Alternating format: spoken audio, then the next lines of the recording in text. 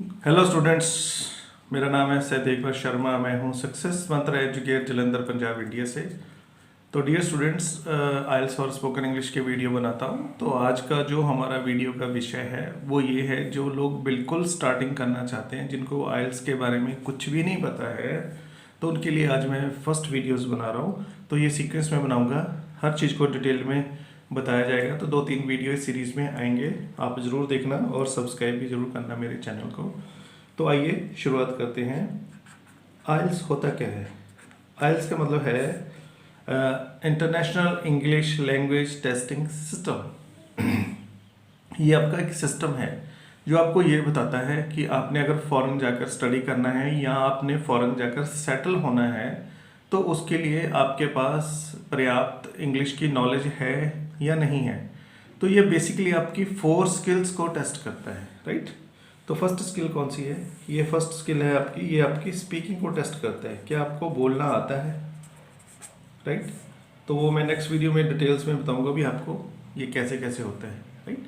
तो speaking first of all ये बताता है भी आपके पास स्पीकिंग स्किल्स है। फिर ये आपका टेस्ट करना चाहता है कि आपके पास रीडिंग स्किल्स है, क्या आपको इंग्लिश पढ़नी आती है, क्या आपको इंग्लिश समझनी आती है। तो वो चीज़ को ये डिस्क्राइब करता है, राइट। तीसरा ये आपकी बात करता है राइटिंग स्किल की, क्या आपको इंग्लिश लिखनी आती है। आपको 2-3 टास्क लिखवाते हैं ये लोग, 2 टास्क लिखवाते हैं, तो क्या आपको वाकई में इंग्लिश लिखनी आती है। और फोर्थ में जाके ये आपका चेक करना चाहते हैं कि आपके पास लिसनिंग स्किल है। अगर कोई बंदा आपको फॉरेन में कोई इंग्लिश बोलता है, पूछता है या बताता है, क्या आप उसकी भाषा को समझ सकते हो। तो डियर स्टूडेंट्स, ये 4 वो बेसिक स्किल्स हैं जो आपके आइल्स वाले, जो आपको जनरली टेस्ट करना चाहते हैं, ठीक है।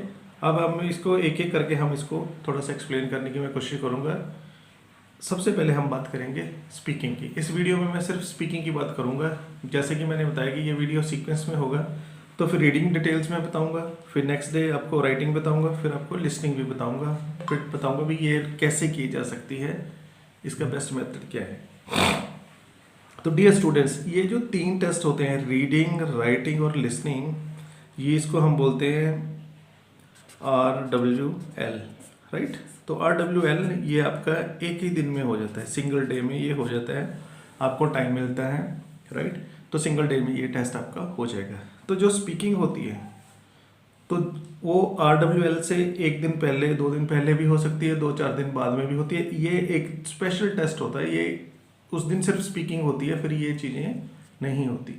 तो यहाँ तक आप समझ लीजिए भी ये जो 3 टेस्ट हैं वो एक दिन में हो जाने हैं, और ये एक टेस्ट के लिए आपको अलग से डेट आएगी, अलग से टाइम आएगा, अलग से वेन्यू आता है, राइट।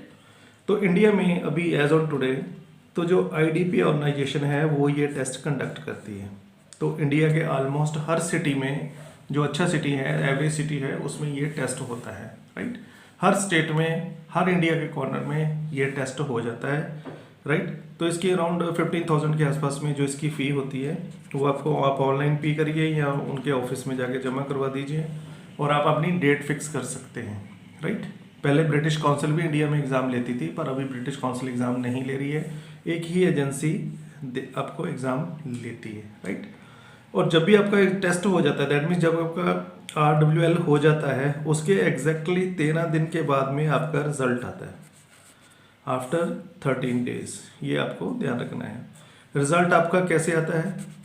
जो आपकी रजिस्टर मेल है उसमें भी रिजल्ट आ जाता है, और जो आपका अपने नंबर दे रखा है तो उसमें जनरल मैसेज आता है। जैसे हम कंपनीज वगैरह के मैसेज आते हैं जहाँ पे हमारे व्हाट्सअप नहीं आता है, जनरल जो मैसेज आता है वो आ जाता है। तो अराउंड ये 5-5:30 इन द मॉर्निंग, मतलब ये अपना रिजल्ट डिक्लेयर कर देते हैं।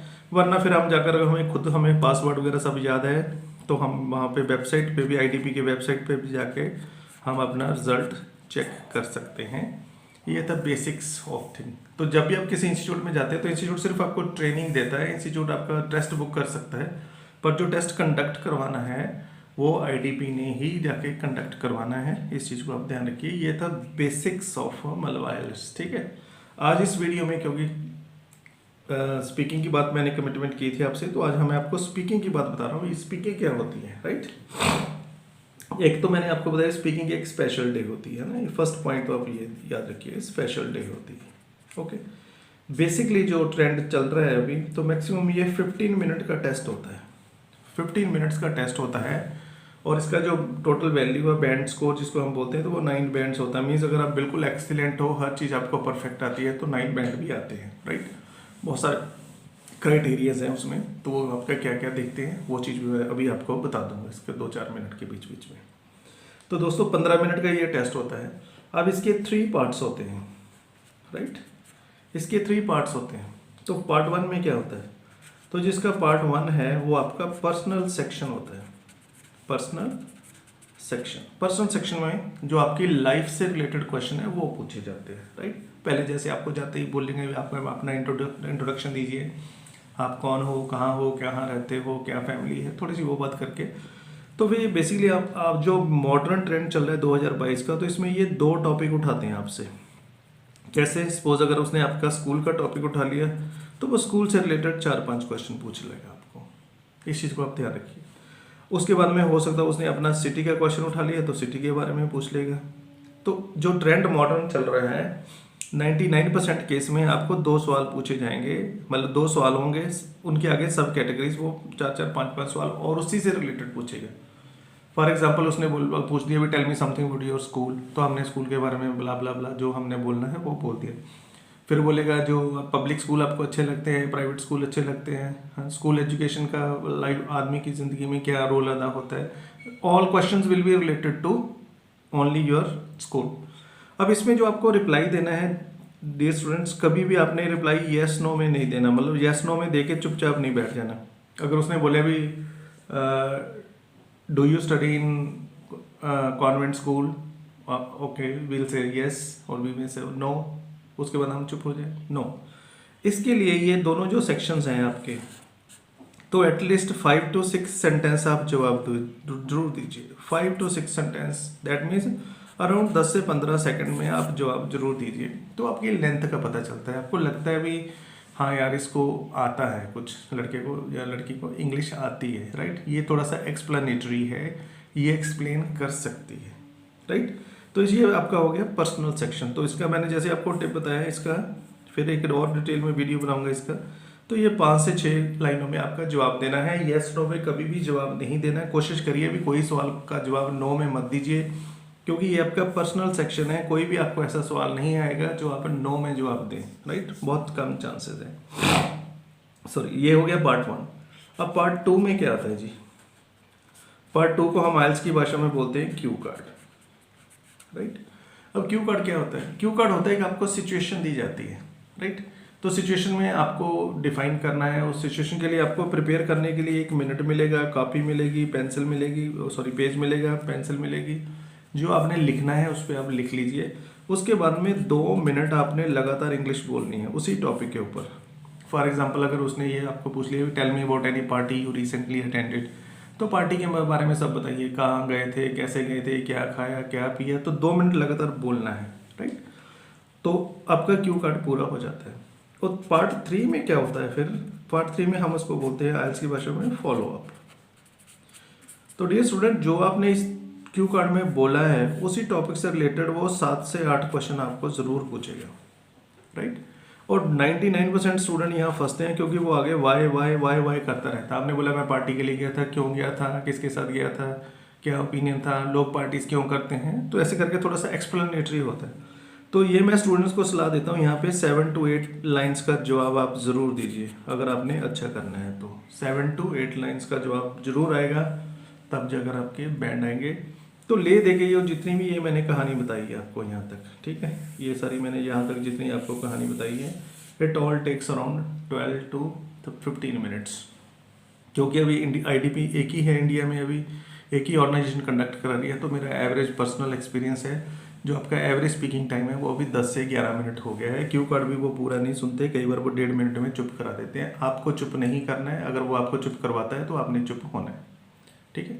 अब इसका जाते जाते लास्ट सेगमेंट, इसका जो पार्ट 1 है, पार्ट 1 उसके भी 3 बैंड है। जो आपका पार्ट 2 है उसके भी 3 बैंड है। पार्ट 3 है जो उसके भी 3 बैंड है। दैट मीन्स टोटल मिला के 9 है।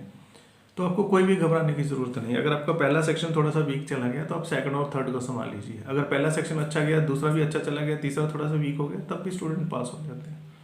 हमें फ़ौरन जाने के लिए 6 चाहिए बस। तो अगर 6.5 से ऊपर आते फिर तो बहुत ही मतलब बढ़िया है। अब वो क्या क्राइटेरिया है, वो क्या 4 चीज़ें हैं जो आपको देख के वो मार्क्स देते हैं, राइट। सबसे पहले तो आपकी ग्रामर प्लस रेंज, मैंने एक वीडियो बना रखा है, आप ज़रूर देखिए। अगर अभी तक मेरा चैनल नहीं सब्सक्राइब किया तो ज़रूर करिए, आपको अच्छे अच्छे वीडियोस लाता हूँ आपके लिए। तो पहले ये लाता है ग्रामर प्लस रेंज, राइट। इसके 25% मार्क्स हैं। दैट मीन्स अगर 9 बैंड है टोटल तो उसका 25% कीजिए तो वो ग्रामर प्लस रेंज में देता है। दूसरा फिर वो प्रोनाउंसिएशन क्या रखता है 25%। क्या जो आप इंग्लिश बोल रहे हो वो इंग्लिश जैसी लग भी रही है क्या। प्रॉब्लम हमारी क्या आती है, हम लोग नेटिव स्पीकर्स तो हैं नहीं, हम बाय बर्थ ब्रिटिशर्स या कैनेडियंस या अमेरिकन नहीं हैं, हमारी वो एक्सेंट नहीं आ पाती है, राइट। तो हमें थोड़ा सा एवरेज एक्सेंट रखनी है इंटरनेशनल लेवल की, जो हम थोड़ी सी बात कर सकें, राइट। उसके बाद में फिर आपका जो कोहेजन है, आपका जो टास्क रिस्पॉन्स है वो आपका अच्छा होना चाहिए। जो चीज़ आपको पूछी गई है क्या आप उतना ही जवाब देते हो, राइट। और लास्ट में एक होता है आपका फ्लुएंसी। फ्लुएंसी, आपकी फ्लुएंसी कैसी है। अब फ्लुएंसी में भी बहुत लोगों को डाउट है। फ्लुएंसी में डजंट मीन भी आप बहुत तेज बोलते हो, नहीं। जैसा भी बोलते हो, जो आपका नेचुरल वे ऑफ स्पीकिंग है, बस वो लगातार आप बोलते रहिए, बीच में बहुत ज़्यादा पॉजेस लाने की ज़रूरत नहीं है। ये वो 4 क्राइटेरियाज हैं जिनको मैं डिटेल में नेक्स्ट वीडियो में आपको बताऊंगा। तो इसके भी 25% मार्क्स हैं। तो डियर स्टूडेंट्स, आई होप ये जो आपको आपने भी वीडियो देखा, एटलीस्ट आपको स्पीकिंग के बारे में तो थोड़ी सी जानकारी होगी। स्पीकिंग क्या है, ज़्यादा ज़्यादा फिर समअप करता हूँ। 3 सेक्शंस आएंगे, एक स्पेशल टेस्ट होगा, पार्ट 1 पर्सनल सेक्शन है, 8 से 10 क्वेश्चन पूछेंगे, फिर एक क्यू कार्ड है, एक सिचुएशन दी जाएगी आपको, और फिर फॉलोअप में 7 से 8 क्वेश्चन पूछेंगे। आपकी ग्रामर देखते हैं, आपकी प्रोनाउंसिएशन देखते हैं, आपका टास्क रिस्पॉन्स देखते हैं, और आपकी फ्लुएंसी देखते हैं। ये अगर सारी चीज़ें दिमाग में हैं तो हम इजीली प्रिपेयर कर सकते हैं और अच्छे बैंड ले सकते हैं। एक एवरेज स्टूडेंट राइट तकरीबन 6.5 से 7 बैंड ले सकता है। वो मैं नेक्स्ट वीडियो में बताऊंगा वो कैसे ले सकता है, राइट। तो please subscribe to my channel and give me the good comments और रिमार्क्स और क्रिटिकल एवेल्युएशन। और मैं आपके लिए क्या कर सकता हूँ, मुझे वो कमेंट में लिख के बताइए आप और क्या वीडियोस देखना चाहते हैं। I will definitely serve you. Take care, bye bye.